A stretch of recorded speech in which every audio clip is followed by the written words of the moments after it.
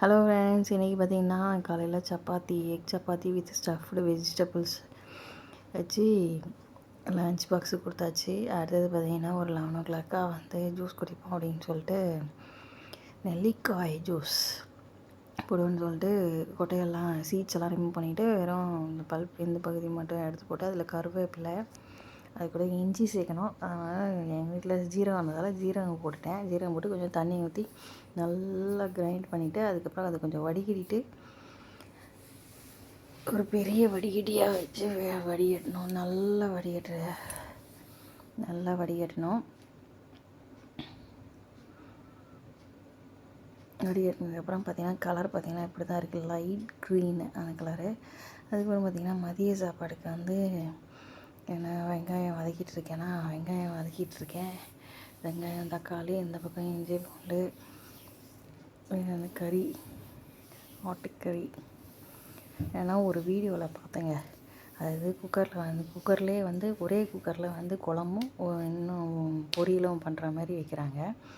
அதுக்கு வந்து ஃபஸ்ட்டு வெங்காயம் தக்காளி இஞ்சி பூண்டு எல்லாத்தையும் போட்டு வதக்கிட்டு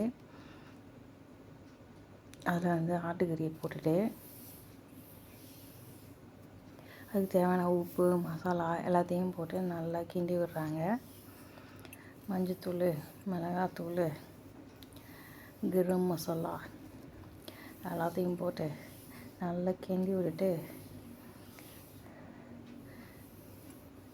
அதுக்கப்புறம் அதுக்கேற்ற தண்ணி, குழம்பு எவ்வளோ வைக்க போகிறோமோ அதுக்கேற்ற தண்ணியை ஊற்றி விட்டுட்டு வறுவல் செய்கிற இதை வந்து அதில் மிளகாப்பொடி உப்பு எல்லாத்தையும் போட்டுட்டு ஒரு டப்பாவில் நல்லா க்ளோஸ் பண்ணிட்டு அந்த டப்பாவையும் தூக்கி அந்த குக்கர் உள்ளே போடுறாங்க.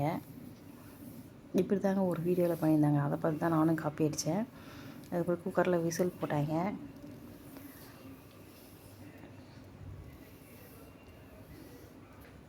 குக்கரில் விசில் போட்டோடனே பார்த்திங்கன்னா இப்படி தான் இருந்தது வந்தோடனே.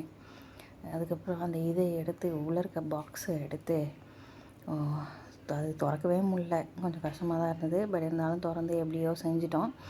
பாக்ஸ் வந்து ரொம்ப டைட்டாக இருந்ததால் ஓப்பன் பண்ணுறது கஷ்டமாக இருந்தது. பட் குழம்பு டேஸ்ட்டாக இருந்தது, வறுவலும் டேஸ்ட்டாக இருந்தது. வறுவலும் எடுத்து செஞ்சாச்சு. இந்த ஐடியா உங்களுக்கு பிடிச்சிருந்தா நீங்களும் ஃபாலோ பண்ணுங்கள்.